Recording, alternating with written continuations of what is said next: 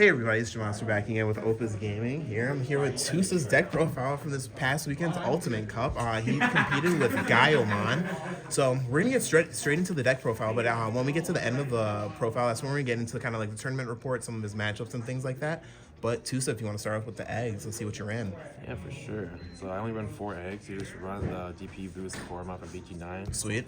You only need the 4 eggs, only need the 5th one. Just the DP does come in handy, so you just play on that. Okay. Yeah, I think at this point we've kind of seen like, yeah, you just want that egg for Gaiomon, so. Yeah. And then play 13 rookies. We start off with promo 2K Agumon. Okay. Pretty much a staple you need for boost. We also play 2 1K Agumons. Yep.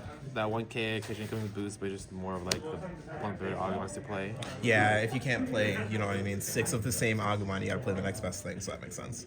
And then we play 3 of the Search Agumons. Okay. Search for consistent pieces, but you don't need to get that much search through because you're cycling through so much. Okay. That was different than last time, right? You dropped down 1 of the Agumon? Yeah, I cut down on the Agumon 1K boost. I think I prefer the consistency, but we at 13 rookie is nice. It's not too low, it's not too much, but you also don't need that boost all the time. Sometimes you do need that extra surge. For sure. It's just got like a wonky ratio. And then we just play the 4 Agumon X. Sweet. And then for the champions, Let's see these level 4s. we play for the Greymon blocker, the Okay. better 4 to use in the stack. And to the 1K, I think it's 2K boost. Yep. More for the memory efficiency. I was gonna say, does it ever come up where you use it as a Digivolve as a 1 cost on the board as opposed to Digivolving for 2? Yeah, most of the time when like we had like a weird number of memories, it Yep. helps you get to that threshold where you can go into Greymon and Metal Gray in the same turn. Yep. And then we have one security to Greymon, but we're probably the worst Greymon to use. But I keep it just for the situation where it does come up, Yep. which it never did came up. Did it ever hinder you? Did you play against any Venusmon or security control?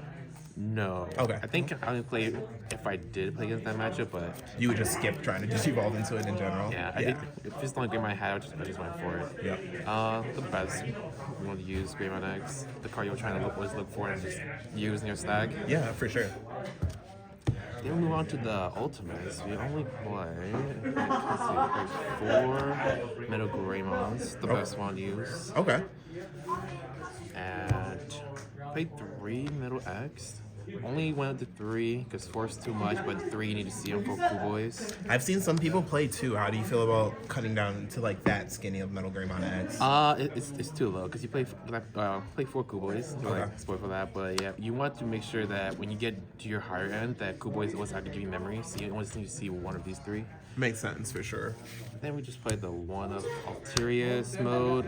It's just there for like the protection when you can't get to the 4 or the occasional pop, which comes up most of the time. In the level 5 slot, I know that before when we were talking, we said that there was a lot of power that kind of came from the level 5 slot. Do you feel like it's still like that, where it's like, yeah, your level 5s do just so much work for you in those 8 slots? Yeah, like Metal Greymon, like if for some reason your opponent is playing Bloom Lord and they're leaving their 5 out, it kills those stack. Just get a digital out and kill it at the 3K. Yep. Alterius, occasionally when their Guru is breaking, they just throw out their 4Ks and just evolve into delete for free, pretty much. And then Metal Greymon, it's your pseudo level still 6, where you can attack for 2 checks, usually 13 or higher threshold. Sweet. And on to our megas. So just do that. We play 6. We have 3 split. Black Greymon and Gaiomon. Okay. Both are important. You don't really want to play 4 of either, but you also don't want to play 2 either because you're always looking for it, right? Because you're searching through so much that you might not want to grab it that time, but you also don't want to play the game knowing that there one got bottom deck or maybe 1 security. So it's better to play 3 of 3 each. That makes sense, yeah. You don't, if you want to see both of them once per game, yeah, playing 3 and 3 is just a consistent way to at least see at least one of each, right? Yeah, because you only need to see maybe 1, 2 max because you can search through the whole deck too. No, that makes sense. Definitely want to see what the level 7 slot is here. Level 7. Omni for game. Yep. You check this so much, you see a finisher. And Omnimon X, it's, I think, one of the better Omnimon for this deck. Just because you get to a point where your opponent's checking through like all your securities and then you just need a way to protect yourself just off for the turn where you can build a second stack. Yeah. The card, I mean, I thought, I still think it's good. So it won me a couple matches against Yeah, for Zelda, sure. against the mirror match against Wargrave X, because they can't out it, they just can't attack, and you could just keep doing their bodies.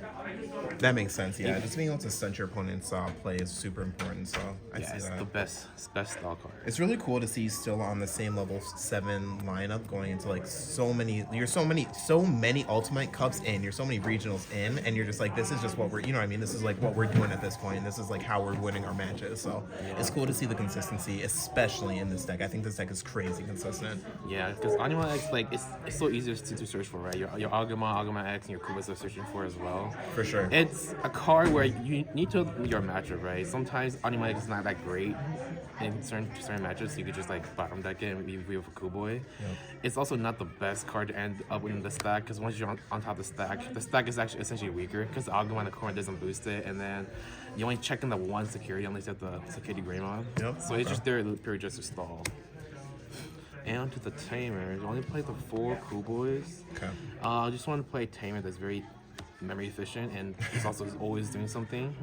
You could do a lot with just one Kuboy, but with multiple Kuboys, you could do a lot more. Yeah, no, he's your like turn extender, he's your searcher, so he's really good just residually throughout the game. Yeah, because you cycle through so much of Kuboy that is actually like the reason why I would deck out, because you cycle through all cards. Yeah, between Kuboys, Agumons, yeah, you're picking cards out of your deck all the time and digivolving, so. And we play 4 Memboosts. You know, you gotta max on the consistency, gotta get the memories to use for future turns. You essentially just have set up with the Memboost to search, and then for set up for the burst turn when you go for your big plays. It's also great to maximize just so you can get off of security. I think multiple games where they just swing, they hit like 2 of them. Insecurity, and then you're like, all right, now I'm popping off next turn. These are like the 2 flex spots that are more like the tech options. Play the 1 Congo. Okay, so we're still in Congo, awesome. Mostly for the security control matchup, right? Okay. Because you only need this 1 card to have a good play against security control. And occasionally you go against those rookie style decks where this just stops with their turn. Yeah. And we play the 1 win rate 60%. Oh, I love that card in this deck. So tell us about how it performed, or like tell us about the card. Yeah, so I think when I initially started playing it, I thought it was like a win more card, but then as I continued to keep playing the deck, I find out that it helps you make the big plays when you're not having when not having the Memboost out, right? Because when you had 3 and you're at the level 4, you could play win rate and get to your level 5 and then to your Black Robot and Gaiomon. Yep. It does help with those plays where you need to answer your opponent's board, and they don't think you can do anything with the 2 memories or 3 memories. Yep. And once you can get this play out, you're pretty much sitting pretty well. Even though we have 4 Tamers, you'll usually see them, right? No, for sure. I know that sometimes I will try to control my opponent and be like, all right, if I can't put them at 1 memory, I'll put them at 2, and that means that they can't digivolve into level 5. But with something like a win rate, you can go into the level 5, and then you're dropping the level 6 that I'm trying to keep you off of, and then sometimes that's enough to be game ending. But before we get into your tournament run through again and everything, if you've made it this far into the video, if you want to like and subscribe, we'd really appreciate it. And drop any comments down below, your thoughts, any questions that you have, and I'll definitely get back to you. But let's talk about the tournament run. How did you do? What was your placing in the end? I think in the end I got 8th place. Yeah. I think when X won to 8 rounds, it was like, I don't know, it was 50-50 whether you make it to the top 8 or not, right? For sure. I saw that. I think it was Dan Bang played in the finals, and he got 9th. Yeah. Which, that's not, that can't feel good. So, no, that's awesome, man. First of all, congratulations on a top 8 finish. That is immaculate. There's 500 and something players in this, and I think we played, was it 8 or 9 rounds that day? 8 rounds. 8 rounds, so yeah, no, it was a long day. We played all the way through, so congratulations on such a fantastic finish. Obviously, the deck piloted well, but how did it feel going into this meta? This is EX3. It's so far removed from when Black War Greymon and Gaiomon was kind of introduced, so how's it going?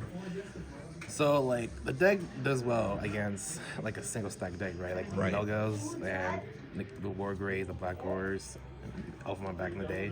So, in the EX3 meta, right, you're going against the Wider boards. Maybe you're going against a Jessamine player that's playing Wider board. You play Bloomlord.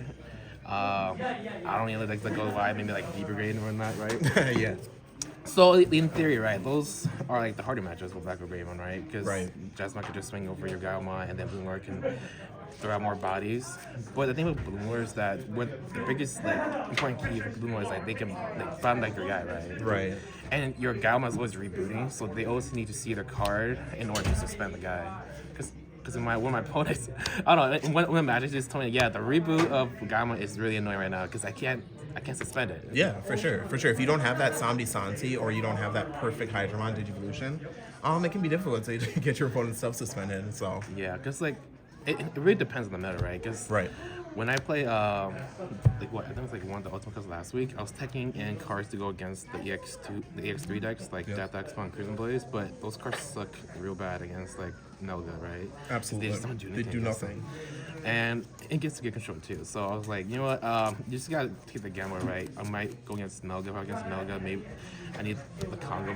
Congo doesn't do much against them, but it stops them from attacking the Were Guru and getting those 1 or 2 checks. Yeah. But it's like the least impactful, but at least it does more impact in secure control.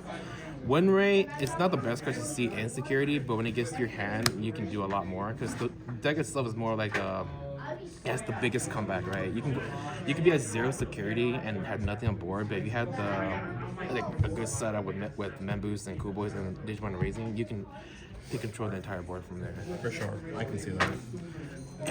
And for some reason, I think a lot of decks are just a lot less consistent because the deck Gaiomon itself has so many searchers. Pieces. Yeah, and you know, Bandai loves their Agumon and Gaiomon, so they're gonna give a whole bunch more search options to search for. Yeah, you can find the perfect piece for the perfect situation. So yeah, I've been singing this deck's praises for a long time. I think it's very, very consistent, and I love that the consistency is kind of what it represents in the X3 meta. Do you remember your round per round matchup? Can you run us through the tournament with you? Yes, I think I have it briefly here. All right, perfect. So round 1 was a no-show, so we love that. Yeah, it was nice to get their free point, but you know it hurts you in the overall tiebreakers in the end. Round 2 was a Black Hole Gaiomon mirror match, but they were playing Ragnar and Dorbrick. It was interesting, but I think adding the Ragnar and Dorbrick just kind of made it more bricky. For sure. Because that was one of the games where I ended up with Anima Knights and they just couldn't answer that. And then Blue got that in 2. Round 3, Blue Flare. The guy wasn't seeing military's pieces and just ran out of gas. I got that in 3. It's annoying, right? When they can slow right and give us sources, but since you're playing X on by your deck, you should have at least 1 or 2 more extra sources where they can't just stun the guy. Yeah, for sure. I like that, yeah, because you do build a very tall stack, so. Yeah, because like honestly, like they rely on having 2 Digimons out, but then for the deck, you could just stick with the 1 and then just build second one raising if they happen to stun that one too. Awesome. Round 4 was War Gray X. You know, it takes a little. You have to see their top end to really know what they're playing. Yep. Yeah, for sure. It looks like a mirror match all the way through in raising. That was also one of the games where Onion X just came in more clutch because they just can't get rid of it. You just can't delete them because they have the protection, and then they just kill over their guys. And that was one of the matches where the Congo came in handy because he was starting to build more rookies out, and it would just stop the turn and go for the kill. I think it's one of the user matches with Gaiomon just because Gaiomon goes reboot, so they can't swing over him. It has the protection from deletion. Okay. I got that into round 5 was Melga X. I got that in 3. Yeah, I mean, Melga's good. I was gonna say it has to be scary. I mean, no, it's not. It's not one of the hard match. I think I've already seen more Melgas than fight against Jesmons and Coolers. It's a lot easier because you have a lot bigger bodies and secure them to die for. You have the blocker, you have the protection. You do see a lot more pieces. I think I've only ever mulliganed like maybe twice throughout the whole tournament because I saw a lot of pieces that could just go and combo off of it. You could throw Kuboy, Agumon, Red Memboost. Okay. And they just build a line from there and within like 2 or 3 turns. Round 6 was Melga X. I lost that one in 3. Then won the first one, he lost. I won the first one, he won the second, third one. Yeah, I think honestly it was going back and forth, but I think one of the biggest reasons why I lost because I had Cool Boy out, but I ended up with the X-Antibody Digimon, which you never really want to end a board with just all X-Antibodies because then you can't capitalize on Cool Boy anymore. Yeah, the next turn for sure. Okay. Because that's just how you get memory chill from that point on. Yeah. And let's see, that was I guess the third place finisher, Eric. Oh, yeah. wow. Round 7 against Cross Hearts, got that in 3. I don't know, without X4, it just wasn't as aggressive. And as aggressive either. And I just saw a lot of my pieces, just the obvious tamers, and then Black Hole Gaiomon is, you know, it comes with clutch there. Which is why you want to play 3 of them, right? Yeah. Just for that particular match and for the board control. And the variety, so. Yeah, for sure. And round 8, Bloom Hydra, got that in 3. Was it scary? No. He wasn't seeing any of his pieces. Okay, that feels good. Yeah, it was. Yeah, he just wasn't seeing his level 4s, and I was just able to go into Gaiomon, check for 3, and then, you need to see a lot more pieces just to go and suspend the guy and try to bottom deck and just swing over him. Yeah. Yeah, that was it. Got Perfect. X1 overall with that. Yeah, I mean, that's a fantastic tournament run. To only lose to Melga all day while also beating other Melgas in various decks, yeah, no, I think Gaiomon represents really, really well. So, finishing it off with kind of the last general question I always ask, are you going to be playing Black War Greymon in the coming formats? It's a deck that best.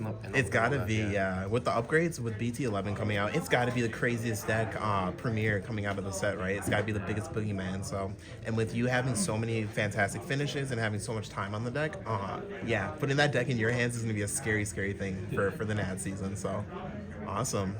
Well, I think that's going to wrap up our tournament rundown for this Ultimate Cup. Well, congratulations, Tuesa, from all of us again. And I'm really, really proud of you. So, Thank you. yeah, man, of course. This is Jamonster with Opus Gaming. Take care. I'm out.